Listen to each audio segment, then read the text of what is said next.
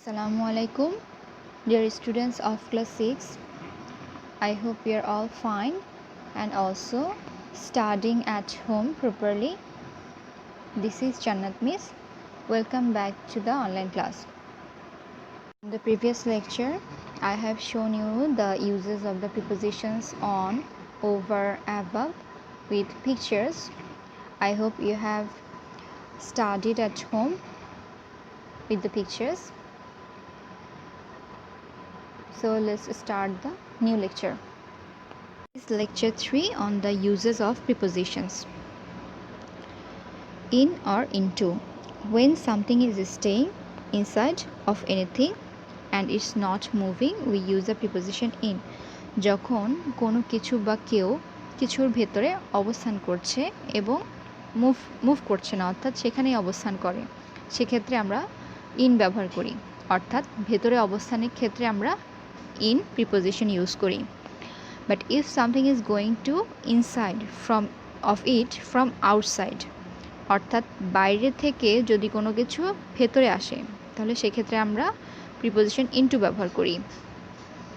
তার মানে এখানে একটা মুভমেন্ট দেখা যাচ্ছে বাইরে থেকে ভেতরে আসা। Examples, we are in our room, আমরা আমাদের কক্ষে আছি। তার মানে আমরা আগেই কক্ষের ভেতরেই ছিলাম, এখনও আছি, এই কারণে আমরা প্রিপোজিশন ইন লিখেছি।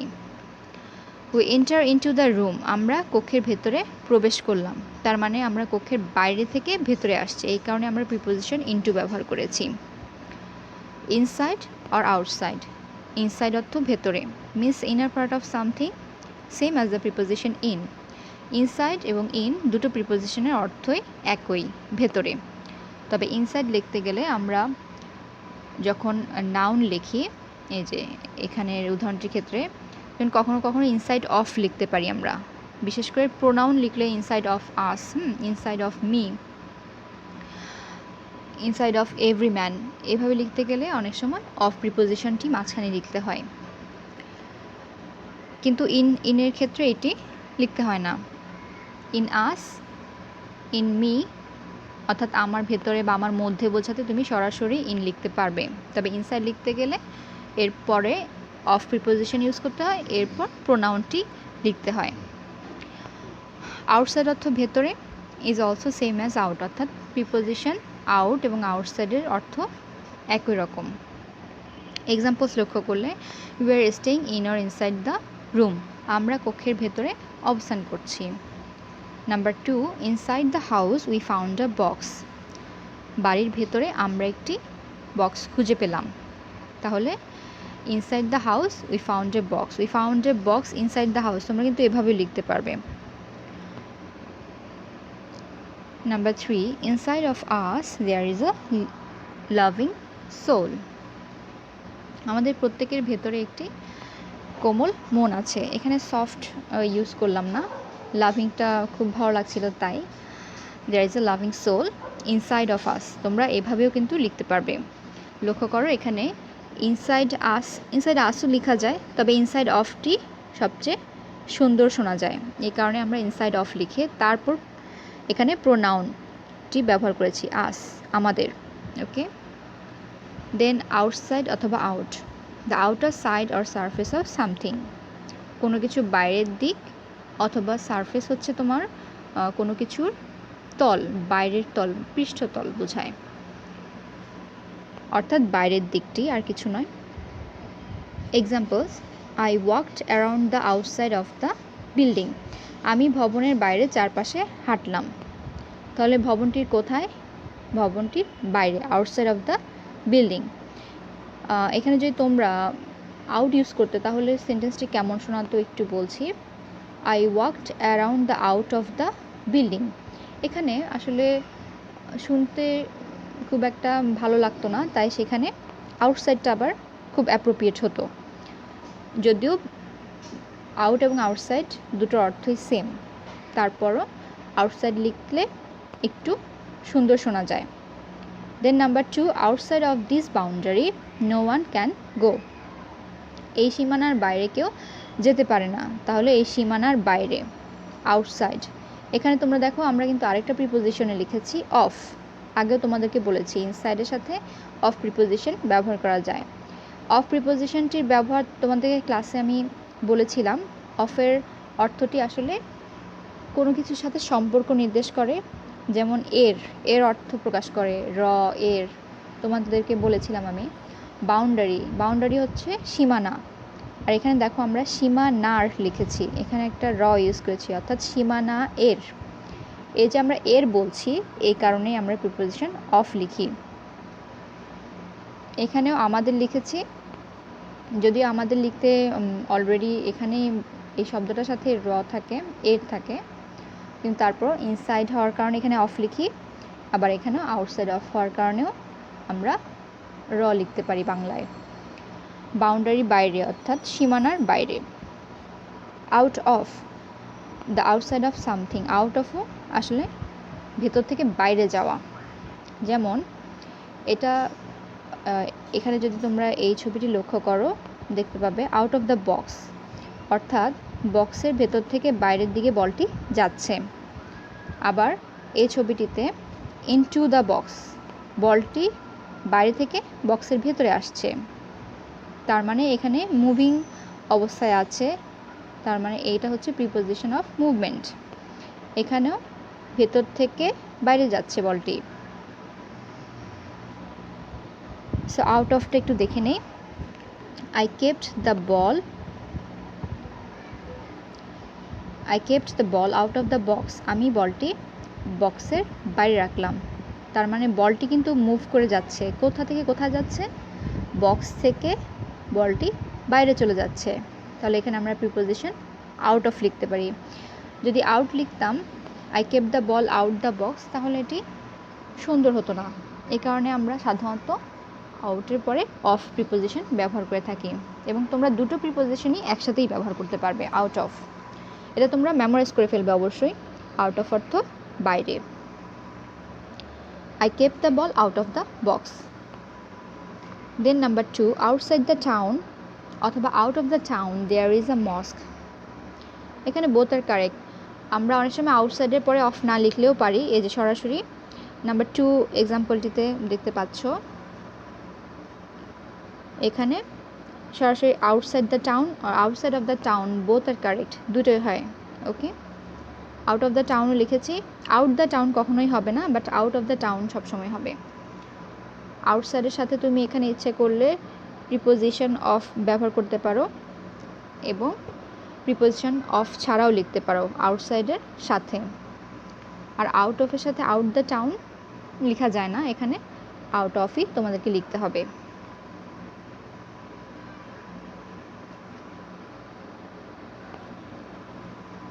Then preposition up, down. From lower to a higher position means up. From higher to a lower position means down. অর্থাৎ কোনো কিছু হায়ার পজিশন থেকে লোয়ার পজিশন থেকে হায়ার পজিশনের দিকে যাওয়া হচ্ছে আপ, অর্থাৎ নিচ থেকে উপরে ওঠা আপ। আর কোনো কিছু হায়ার থেকে লোয়ারের দিকে যাওয়া হচ্ছে ডাউন।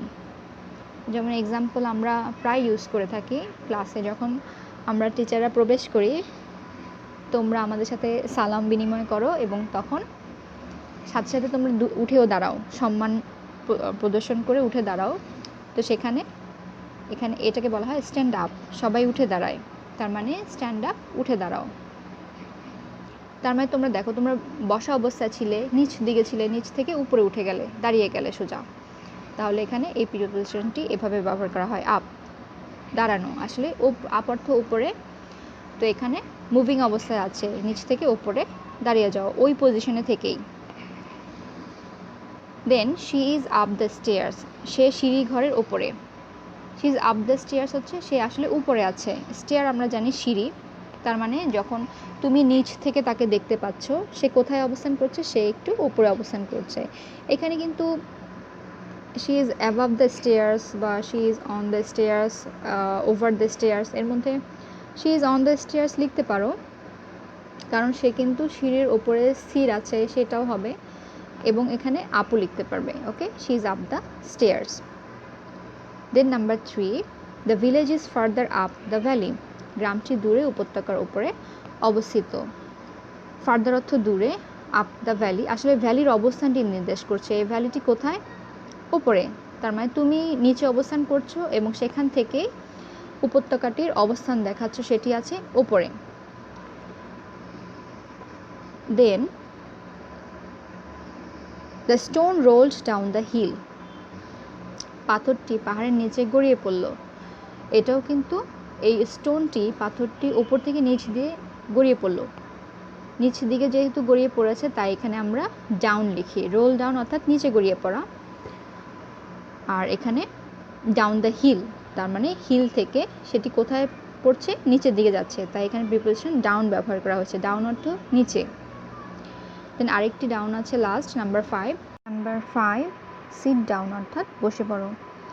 তোমরা এখানে ওপর থেকে নিচে বসে পড়ছো, অর্থাৎ দাঁড়ানো অবস্থা থেকে নিচের দিকে বসছো, তাই এখানে প্রিপোজিশন ডাউন ব্যবহার করা হয়েছে।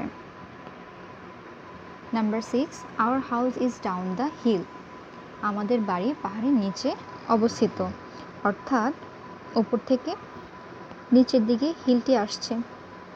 তাহলে তোমরা পাহাড়ের কোথায় আছো? পাহাড়ের নিচের দিকে বা নিচের অংশে, নিম্নমুখী, এই কারণে আমরা ডাউন প্রিপোজিশন ব্যবহার করেছি। দেন প্রিপোজিশন অফ, অফ মানে হচ্ছে ডাউন আর অ্যাওয়ে ফ্রম এ প্লেস, কোনো কিছুর নিচের দিকে বোঝায় বা কখনো কোনো জায়গা থেকে দূরে সরে রাখা বা দূরে রাখাও বোঝায়। Examples, I fail of the ladder, আমি মই থেকে পড়ে গেলাম। তাহলে কিসের থেকে পড়ে গেলে?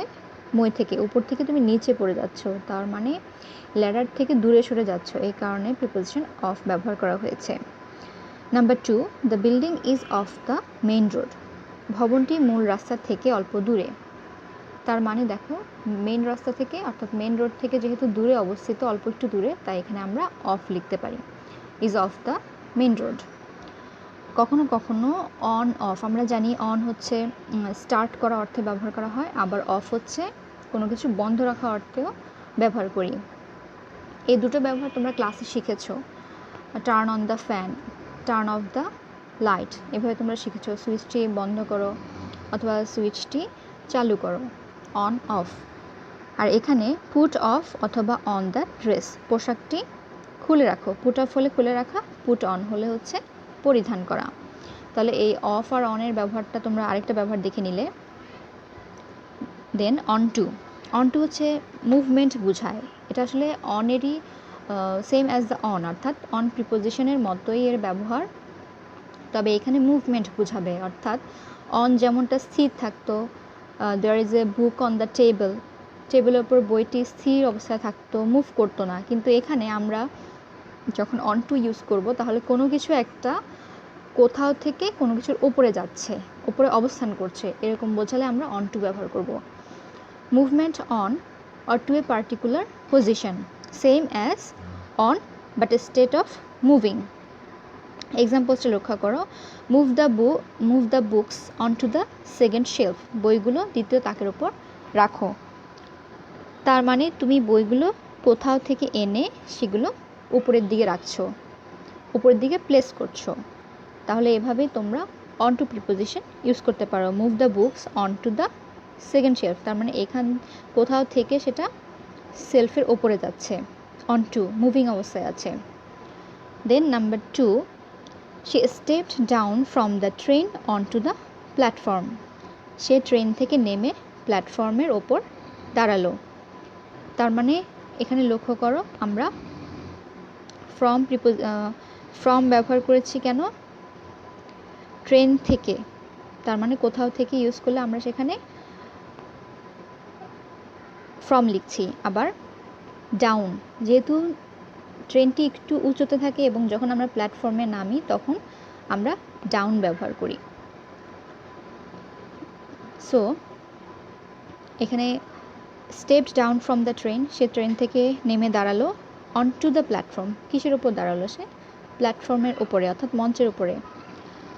তাহলে মঞ্চের ওপরে এসে দাঁড়ালো, কোথাও থেকে এসে তার ওপরে দাঁড়িয়েছে, এই কারণে এখানে প্রিপোজিশন অন টু ব্যবহার করা হয়েছে।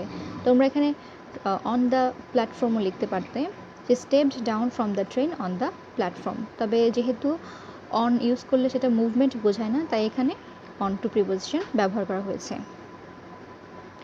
এখানে ছবিটি লক্ষ্য করলে তোমরা দেখতে পারবে এই যে অন টু পজিশন, দেখো বাইরে থেকে এটার উপরে এসে দাঁড়াচ্ছে, এই কারণে অন টু লিখেছে। সেম অ্যাজ অন, অনের মতোই অন সিট থাকতো, আর এখানে অন টু মুভমেন্ট অবস্থায় আছে। দেন অফ, অফ হচ্ছে কোথাও থেকে দূরে সরে যাওয়া, অফ।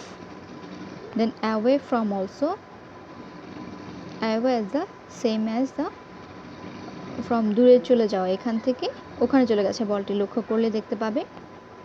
দেন টুয়ার্ড, টুয়ার্ড হচ্ছে কোনো দিকে, তোমরা এর আগের লেকচারে পড়েছো বলটি বাইরের থেকে বক্সের দিকে আসছে, toward the box, okay. Then up and down তোমরা শিখেছো, আপ হচ্ছে উপর দিকে যাচ্ছে, সিঁড়ির দিকে যাচ্ছে, আপ। দেন হচ্ছে ডাউন, ডাউন হচ্ছে বলটি নিচের দিকে যাচ্ছে বা যাবে। আজকে এখানে তোমাদেরকে আমি একটি প্যাসেজ পড়ে শোনাচ্ছি, যেখানে প্রিপোজিশনের ব্যবহারগুলো খুব সুন্দরভাবে দেখানো হয়েছে। তোমাদের এক্সামে কিন্তু এভাবেই প্যাসেজ আকারে প্রিপোজিশনগুলো দেওয়া হবে, এবং এগুলো খুব আসলে জেনারেল ইউজ, প্রিপোজিশনগুলোর খুবই জেনারেল বা সাধারণ ব্যবহার। আশা করি তোমরা এই লেকচারগুলোর মাধ্যমেই এই ব্যবহারগুলো শিখে ফেলবে। সো আমি এখন প্যাসেজটি পড়ে শোনাচ্ছি। Mister Ahmed is a teacher of English in a school. Mister Ahmed একটি স্কুলের ইংরেজির শিক্ষক। তোমরা লক্ষ্য করো, টিচার অফ ইংলিশ কোন বিষয়, ইংরেজির বা ইংলিশের, তাহলে এখানে আমরা অফ ইংলিশ লিখেছি। তোমরা জানো র বা এর অর্থে অফ প্রিপোজিশন ব্যবহার করি। দেন স্কুলে, অর্থাৎ তিনি স্কুলে পড়াচ্ছেন বা আছেন, অবস্থান করা অর্থাৎ থাকা অর্থে এখানে ইন ব্যবহার করা হয়েছে। দেন when he enters into a class, যখন তিনি ক্লাসে প্রবেশ করলেন, তার মানে তিনি ক্লাসের বাইরে থেকে ক্লাসটির ভেতরে প্রবেশ করলেন। his students stand up, তার ছাত্রীরা উঠে দাঁড়ালো, স্ট্যান্ড আপ দেখেছো, দাঁড়ানো। he looks at the students, তিনি ছাত্রছাত্রীদের দিকে তাকালেন বা তাদেরকে দেখেন। then he sits on a chair, দেন হচ্ছে তিনি চেয়ারে বসলেন। আমরা জানি অনটা কিভাবে ব্যবহার করেছিলাম এখানে, সিটস অন, সিট ইনও হয়। সিট ইন হচ্ছে আগে থেকেই তিনি বসেছিলেন, অর্থাৎ বসা অবস্থায় ছিলেন। আর সিট অন ইউজ করলে আমরা জানি তিনি আসলে আসনটি গ্রহণ করেছেন, অর্থাৎ বাইরে থেকে তিনি আসলেন, দাঁড়ালেন, দেন হচ্ছে তিনি সেখানে চেয়ারের উপর বসলেন, এই কারণে সিট অন প্রিপোজিশন ব্যবহার করা হয়েছে। এখন তিনি চেয়ারে স্থির অবস্থায় আছেন, অর্থাৎ বসে আছেন। Tells the students to sit down, এবং ছাত্রছাত্রীদেরকে বললেন সিটে বসে পড়তে, তার মানে সিট ডাউন, উপর থেকে তারা কি করলো, দাঁড়ানো অবস্থা থেকে নিচে বসে পড়লো। He doesn't lean against the wall, against একটা ছবি আছে, তোমরা যদি লক্ষ্য করো এই বলটা এই বক্সের সাথে হেলানো অবস্থায় আছে। এগেনস্টের সাধারণ অর্থ হচ্ছে, অর্থাৎ বাংলা হচ্ছে বিপক্ষে বা বিরুদ্ধে।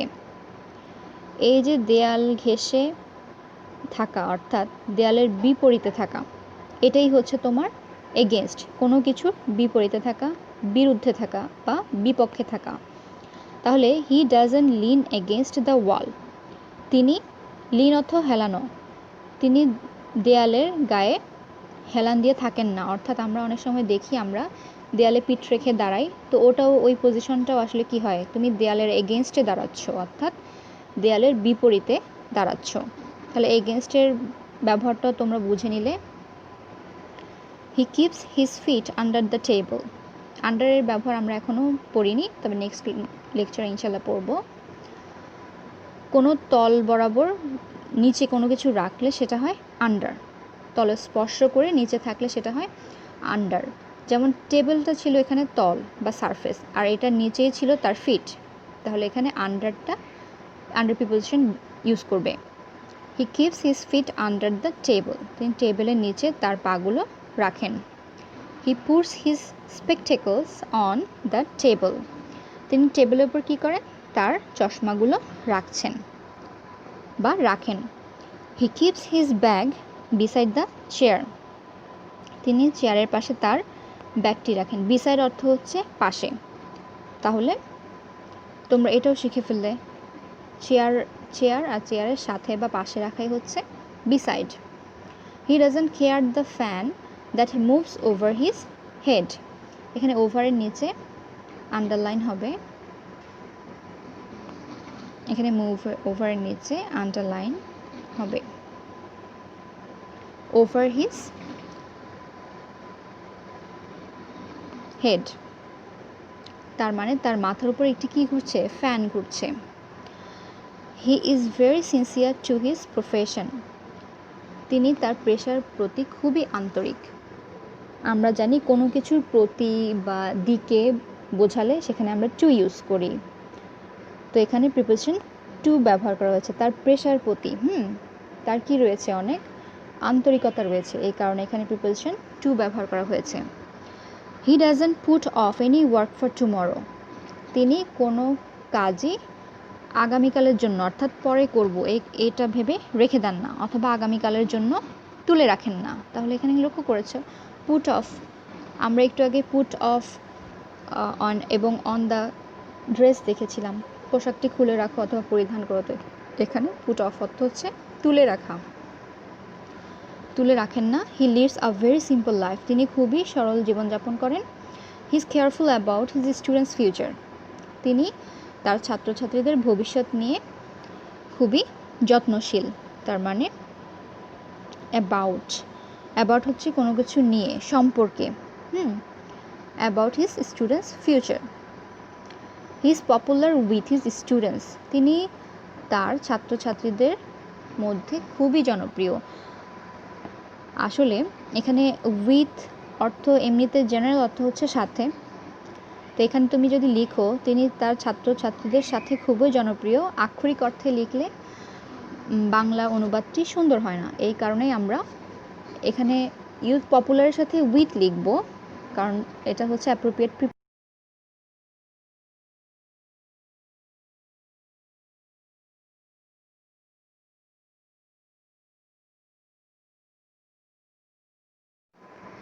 He is popular with his students. তিনি তার ছাত্রদের নিকট খুবই জনপ্রিয়।